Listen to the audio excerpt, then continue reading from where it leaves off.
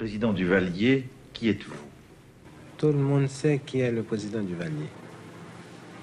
Avant d'être président de la République, j'avais déjà marqué dans l'histoire de ce pays. Je suis médecin, habitué à parcourir, à faire 8 heures de cheval par jour, traversant les plus hautes montagnes du pays pour apporter les soins médicaux aux braves paysans. Et ce sont ces braves paysans qui m'ont tenu bon compte et m'ont élu président de la République.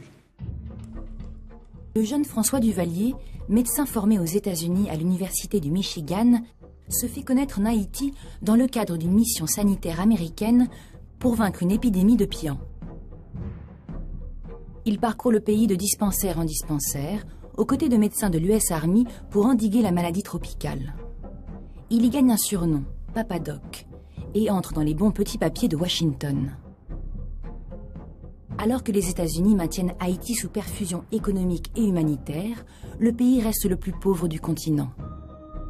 Duvalier devient ministre de la Santé et rêve bientôt de devenir président. Ses liens avec les Américains vont lui servir. Car, comme partout en Amérique latine, ce sont les États-Unis qui décident de la politique intérieure, soufflant le chaud et le froid, y compris en Haïti lors des élections présidentielles de 1957.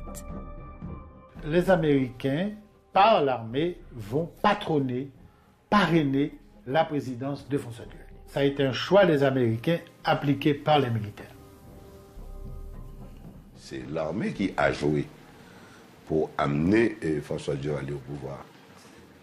Et c'est l'armée qui a truqué les élections pour que François Duvalier devienne président. Le petit médecin de campagne met la main sur le pouvoir. Mais va-t-il réussir à le garder? Des militaires qui lui sont hostiles tentent bientôt de le renverser par les armes.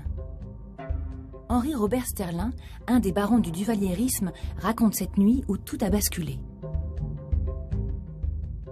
Le 29 juillet 1958, à 2 heures du matin, s'opère un coup de force aux casernes des Salines, qui est une garnison et un baraquement militaire qui est situé dans le dos du palais national.